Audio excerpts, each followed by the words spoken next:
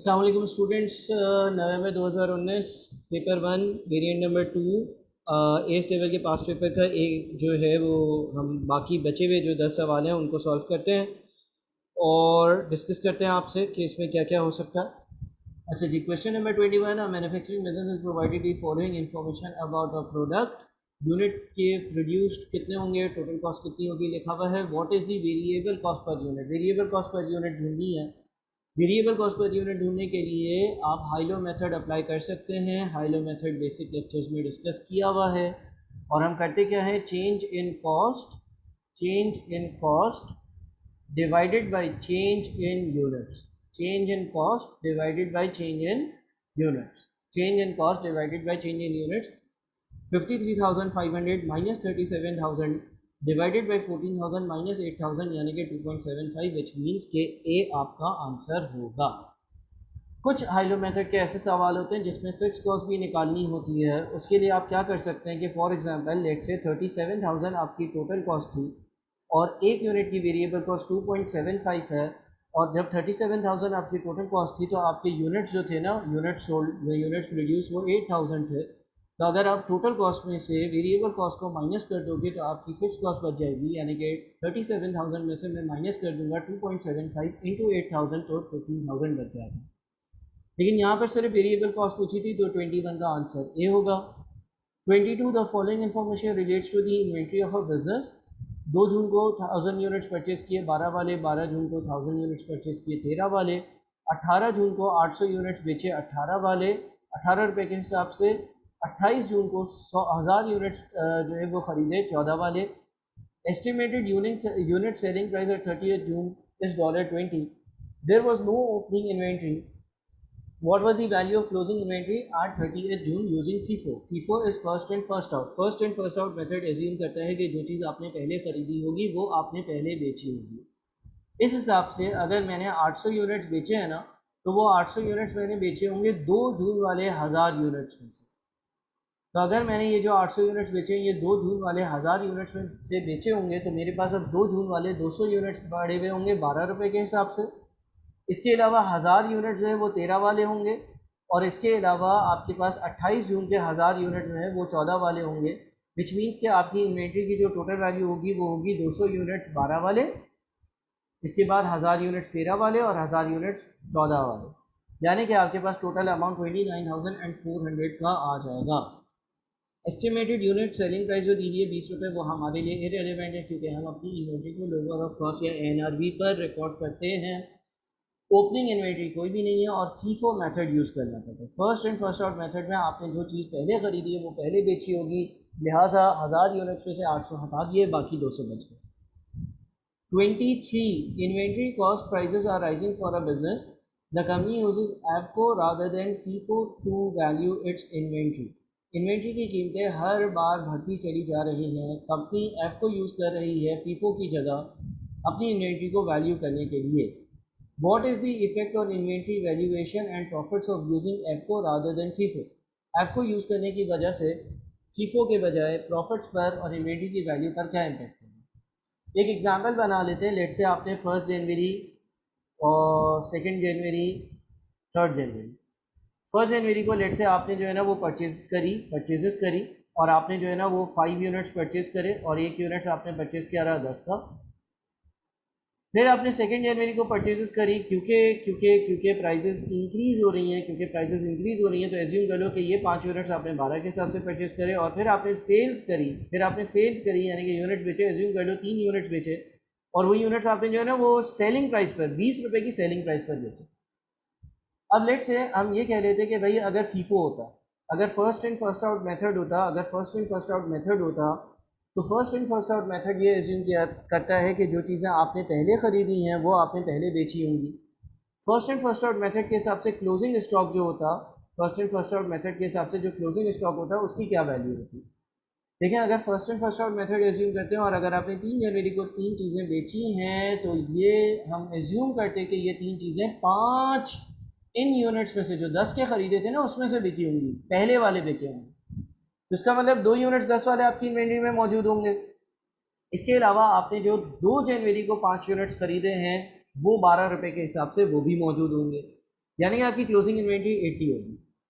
अच्छा, अगर मैं ऐप को यूज़ करता, अगर मैं ऐप को यूज़ करके क्लोजिंग स्टॉक की कैलकुलेशन करता, तो मेरी जो एवरेज बनती ना, मेरी जो एवरेज बनती, एवरेज कॉस्ट बनती, वो ये होती कि 5 यूनिट 10 वाले होते, और 5 यूनिट जो है 5 यूनिट जो है वो 12 वाले होते, और टोटल 10 यूनिट से एक एवरेज कॉस्ट निकालता मैं। 5 यूनिट्स 10 वाले प्लस 5 यूनिट्स 12 वाले, टोटल अमाउंट आया डिवाइडेड बाई 10, इससे एक एवरेज अमाउंट आया जो कि 11 का बनता है।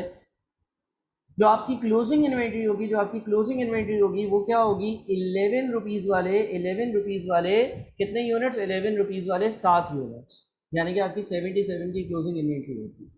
क्यों सर, ऐसा क्यों होता? देखो, एवरेज कॉस्ट में हम जो है ना, हम जो इन्वेंट्री परचेज करते हैं उसका एक एवरेज ले लेते हैं। यानी ये 5 यूनिट्स 10 वाले खरीदे, 5 यूनिट्स 12 वाले खरीदे, टोटल अमाउंट ऊपर आई, नीचे लिख दिया हमें कि कितने यूनिट से, 10 यूनिट से, तो एवरेज 11 का बन गया। अब अगर आपने 10 में से 5 5 10 होते हैं ना, उसमें से 3 यूनिट्स बेच दिए, तो जो 7 यूनिट्स बच गए होंगे वो भी इस एवरेज के हिसाब से 11 के बच गए होंगे। इसका मतलब ये हो गया कि इसने पूछा था what is the effect on inventory valuation and profits of using एफको रादर देन फीफो। अगर मैं ऐप को यूज़ करूँगा, अगर मैं एवरेज कॉस्ट यूज़ करूँगा फीफो के बजाय, तो क्या होगा? तो अगर आप ऐप को यूज़ करोगे फीफो के बजाय, तो आपकी इन्वेंट्री की वैल्यू, क्लोजिंग स्टॉक की वैल्यू कम होगी। कम होने का मतलब ये है कि 23 में से आंसर क्या होगा, लोअर, यानी कि डी। और अगर आपकी क्लोजिंग इन्वेंट्री की वैल्यू कम होती है, क्लोजिंग इन्वेंट्री की वैल्यू कम होती है, क्लोजिंग इन्वेंट्री की वैल्यू कम होती है, तो आपका कॉस्ट ऑफ गुड्स सोल्ड ज़्यादा होता है, कॉस्ट ऑफ गुड्स सोल्ड ज़्यादा होता है तो प्रॉफिट कम होता है। या आप चाहो तो पीएनएल भी बना लो। फीफो के हिसाब से आपका सेल्स रेवेन्यू कितना होगा, आपने 3 यूनिट्स बेचे हैं 20 रुपये के हिसाब से, फिर हम हेडिंग डालते हैं less cost of goods sold. Cost of goods sold में सबसे पहले परचेजेस आती हैं। परचेजेस कितनी होंगी, परचेजेस आपने 5 यूनिट्स खरीदे हैं 10 के हिसाब से, 5 यूनिट्स खरीदे हैं 12 के हिसाब से। क्लोजिंग स्टॉक कितना होगा, क्लोजिंग स्टॉक कितना होगा भाई, यहाँ पे कैलकुलेट किया ना 80 होगा। तो कॉस्ट ऑफ गुड्स सोल्ड कितना होगा, ओपनिंग स्टॉक तो है नहीं, तो परचेजेस माइनस क्लोजिंग स्टॉक 30, यानी कि आपका जो प्रॉफिट होगा वो कितना होगा, 60 माइनस 30 यानी कि 30। अगर आप एफ को यानी कि एवरेज कॉस्ट यूज़ करते हैं तो सेल्स रेवेन्यू कितना होता है, सेल्स रेवेन्यू होता है 3 यूनिट्स 20 वाले, यानी कि 60। इसमें से हम लेस कर देते हैं कॉस्ट ऑफ गुड्स सोल्ड। इसमें आती है हमारे पास परचेजेस की वैल्यू, परचेजेस कितनी होती है 110, और क्लोजिंग स्टॉक कितना होता है, क्लोजिंग स्टॉक जो आपके पास होता है वो होता है 77। 77 क्यों यहाँ पे कैलकुलेट किया, तो कॉस्ट ऑफ गुड्स सोल्ड कितना बनता है, कॉस्ट ऑफ गुड्स सोल्ड कितना बनता है, वो बन जाता है 33। तो प्रॉफिट कितना बनता, sales revenue minus cost of goods sold यानी कि 27, यानी कि प्रॉफिट भी कम बनता। तो 23 का आंसर जो है वो होगा D, both will be low. 24, a company calculated its profit using marginal costing at 90,000 for a month. Opening inventory was 4,000, closing inventory 6,000, fixed production overheads absorption rate 20, profit under margin under absorption costing. आप लोगों को मैंने reconciliation का एक format दिया है, profit as per absorption costing, profit as per absorption costing less fixed overheads in closing stock, less fixed overheads in closing stock. जो fixed overheads closing stock में होंगे वो लेस हो जाएंगे, जो फिक्स्ड ओवरहेड्स क्लोजिंग स्टॉक में होंगे वो लेस हो जाएंगे। Add fixed overheads in opening stock, add fixed overheads in opening stock, और ऐसा करने से profit as per marginal costing आ जाएगा। इसकी आप इक्वेशन बना लें, profit as per absorption costing आपको नहीं पता है, एक्स लिख दें। Less fixed overheads in closing stock, closing stock के कितने यूनिट्स है 6000, हर यूनिट में 20 रुपये का फिक्स्ड ओवरहेड है ना, 20 पर यूनिट। तो ये काम करते हैं ना, 6000 इंटू 20 कितना बनता है 120,000। Add fixed overheads in opening stock 4000 units है, 20 रुपये के हिसाब से total 80,000 is equal to profit as per marginal costing यानी कि 90,000। अब आप इसको सॉल्व करें, 80,000 पॉजिटिव का है, 120,000 नेगेटिव का, दोनों को नेट ऑफ करेंगे तो नेगेटिव 40,000 आएगा, यानी कि ये बनेगा x minus 40,000 is equals to 90,000, और फिर जो है वो 40,000 सीधे हाथ पर जाएगा तो x इज इक्वल्स टू 1,30,000 जो कि हमने एज्यूम किया था आज पर एब्जॉर्प्शन कॉस्टिंग प्रॉफिट। तो 24 का आंसर सी होगा। ये फॉर्मेट हमने बेसिक जो मार्जिनल कॉस्टिंग के लेक्चर थे उसमें देखा था, और हैंड आउट भी है, अगर आपके पास नहीं है और आप रजिस्टर्ड स्टूडेंट हो तो मान लीजिए। 25, a manufacturing business has provided the following information. What is the over or under absorption of overheads? Over under applied निकालने के लिए सबसे पहले स्टेप होता है OAR निकालते हैं। OAR निकालने का तरीका होता है budgeted overheads divided by budgeted basis. अच्छा, यहाँ पर आपको बजटेड ओवरहेड्स एब्जॉर्प्शन रेट 7.50 का कैलकुलेट कर कर दिया हुआ है, मौजूद है, ठीक है जी, मौजूद है, ऑलरेडी दिया हुआ। एक्चुअल पहला स्टेप होता है OAR निकालते हैं, budgeted overheads divided by budgeted basis 7.5 ये दिया हुआ है। दूसरा स्टेप जो होता है वो एब्जॉर्ब या अप्लाइड निकालते हैं। उसके लिए हम लोग जो OAR होता है उसको मल्टीप्लाई कर देते हैं एक्चुअल आर से, एक्चुअल यूनिट से। तो यहाँ पर OAR दिया हुआ है हमें 7.5 का, और जो एक्चुअल आवर्स दिए हुए हैं वो दिए हुए 15,000। तो हमारा जो एब्जॉर्ब आएगा वो होगा 7.5 इंटू 15,000 यानी कि 11,250 और एक्चुअल ओवरहेड्स कितना, जो एक्चुअल ओवरहेड्स है ना वो है 101,250। इसका मतलब ये हो गया कि हमारे पास जो डिफरेंस आ रहा है वो 1125 का है, और क्योंकि एक्चुअल कम है और एब्जॉर्ब ज़्यादा है तो ओवर एब्जॉर्ब है, विच मीन्स कि 25 का आंसर डी हो गया। 26. A business has the following information relating to its single product. What is the contribution to sales ratio? Contribution to sales ratio निकालने के लिए contribution per unit को selling price per unit से divide करते हैं। selling price 30 है, variable cost 14 है, इसका मतलब contribution 16 है। contribution को हम divide कर देंगे selling price से जो कि 30 है, तो हमारे पास जो आंसर आएगा वो 53.33% आ रहा होगा, 53.33% आएगा, ठीक है जी। अच्छा, उसके बाद company makes 3 products for which the following details are given, और सेलिंग प्राइस है, मटेरियल की कॉस्ट है, लेबर की कॉस्ट है, दोनों वेरिएबल होती हैं। Same material is use to make all 3 products and it cost $2 per kg।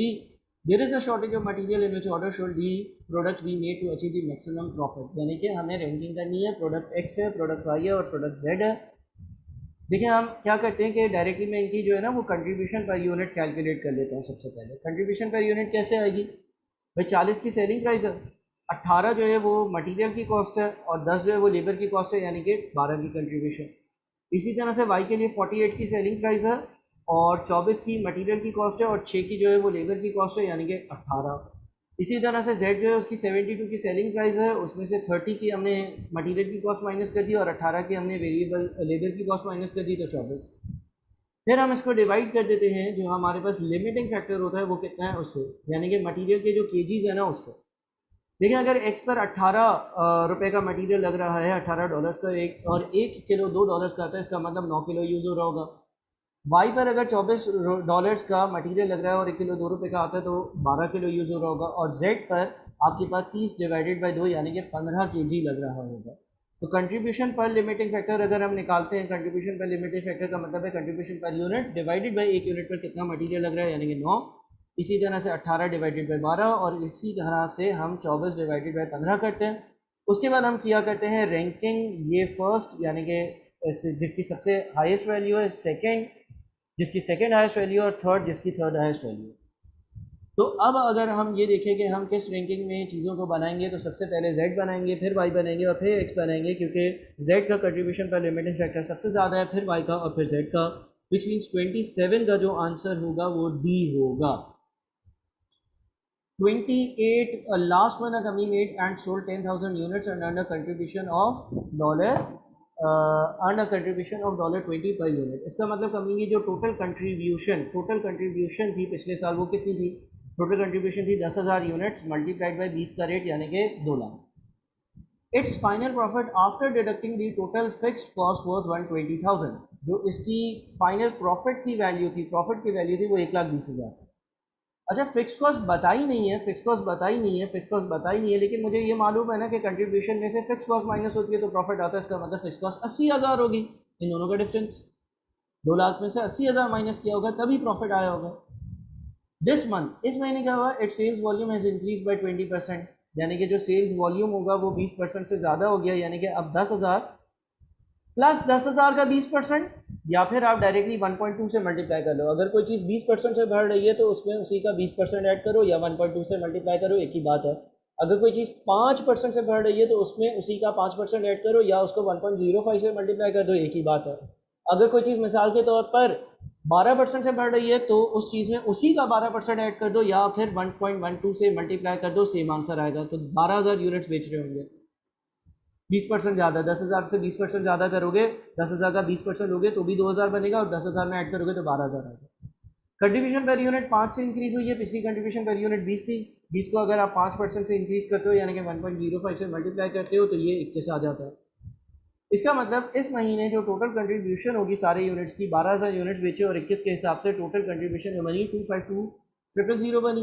And it's total fix cost is increase by 15%, जो फिक्स कॉस्ट है वो 15% से इंक्रीज हुई है, तो पिछली फिक्स कॉस्ट को मैंने 1.15 से मल्टीप्लाई किया, नई फिक्स कॉस्ट आ गई, तो नया जो इस साल इस महीने का प्रॉफिट होगा वो 160,000 होगा, नई वाली कंट्रीब्यूशन माइनस नई वाली fix cost is equal to नया वाला प्रॉफिट, यानी कि 160,000 सी आंसर होगा, यही उसने पूछा हुआ था। 29 which statement about CVP analysis और करे कॉस्ट वॉल्यूम प्रॉफिट एनालिसिस, यानी कि उसका जो ग्राफ वगैरह बनता है उसके बारे में कौन सा जुमला सही है। Number 1, fix cost remains constant over a range of activity. बिल्कुल हम CVP एनालिसिस में ये एज्यूम करते हैं कि हमारी जो फिक्स कॉस्ट है वो कांस्टेंट रहेगी। 2, profits are calculated on an absorption costing basis. नहीं, हम CVP एनालिसिस में मार्जिनल कॉस्टिंग की बुनियाद पर प्रॉफिट्स को कैलकुलेट करते हैं, हम कॉस्ट को वेरिएबल और फिक्स में बांटते हैं, यानी कि आपको पता है पहला जुमला सही है और दूसरा जुमला गलत है। अब अगर दूसरा जुमला गलत है तो आंसर तो सी ही बनना है, ठीक है ना। अब पहला जुमला सही है, तीसरा चौथा भी सही होगा। रीड कर लेते हैं, sales revenue increases in direct proportion to output. बिल्कुल सही बात है, सेल्स रेवेन्यू जो है वो इंक्रीज होता रहता है जैसे जैसे आप ज़्यादा यूनिट बेचते हो। There is only one product और अ कॉन्स्टेंट सेल्स मिक्स। और आप CVP का ग्राफ जब बनाते हो तब आप एक प्रोडक्ट का ग्राफ बनाते हो या आप एज्यूम करते हो कि अगर एक से ज़्यादा प्रोडक्ट्स है तो वो कॉन्स्टेंट मिक्स में दिख रहे हैं। अगर आपने स्ट्रेट लाइन एक सिंगल ग्राफ बनाना है यानी कि एक ही रेशियो में दिख रहा है, तो सी यानी कि 1, 3 एंड 4 आंसर होगा। किसी रजिस्टर्ड स्टूडेंट को क्वेरी हो तो मुझसे CVP के थ्योरी के सवालात मांग लो। Why do business prepare budgets. Budgets क्यों बनाए जाते हैं, आखिर बजट्स क्यों बनाए जाते हैं, बजट्स बनाने का मकसद क्या है। बजट्स का मतलब ये है कि फ्यूचर जो प्लान्स बनाए जाते हैं वो क्यों बनाए जाते हैं, या बजट्स का मतलब होता है क्वांटिफाइड प्लान, क्वांटिटी में किसी प्लान को प्रेजेंट करना। टू कम्युनिकेट प्लान्स, बिल्कुल अगले साल का हम प्लान बनाते हैं उसको हम बजट कहते हैं। टू इम्प्रूव कोऑर्डिनेशन, बिल्कुल इससे कोऑर्डिनेशन इंप्रूव होती है। फॉर एग्जांपल सेल्स डिपार्टमेंट ने बोला हमें 5 लाख यूनिट्स जनवरी में बेचने होंगे, तो हम परचेज डिपार्टमेंट को बोल देते हैं कि सेल्स बजट है जनवरी का 5 लाख यूनिट्स का, तो आपको 5 लाख यूनिट्स बनाने हैं। कम्युनिकेशन हो जाती है मुख्तलिफ डिपार्टमेंट्स के बीच में, बिल्कुल सही है। तो प्लान एनुअल ऑपरेशंस, बिल्कुल सही बात है, प्लानिंग हो जाती है ना। To plan long term strategies, long term strategies एक स्ट्रैटेजिक बात है, हायर मैनेजमेंट और डायरेक्टर्स करेंगे। लॉन्ग टर्म स्ट्रैटेजीज का मतलब ये है कि आज से 10 साल बाद, 5 साल बाद, 6 साल बाद, 15 साल बाद हमें कौन सी मार्केट में ऑपरेट करना है, कौन सा नया प्रोडक्ट लॉन्च करना है, बिजनेस अगर बंद करना है तो कब करना है, और बिजनेस अगर चलाना है तो एक्सपेंड करना है तो कहाँ करना है। ऐसी बातें इतनी ज़्यादा डिटेल में बजट में नहीं होती, लिहाजा 30 का आंसर ए है। ठीक है जी, तो इस वीडियो में बचे हुए हमने 10 सवाल सॉल्व किए और अब हम जो 30 के 30 सवाल इस रेलिवेंट पेपर के हैं वो सॉल्व कर चुके हैं। तो इसको देखकर और अपने रजिस्टर्स में कॉपी करें और आप इस पेपर को अच्छे से देखें। Thank you.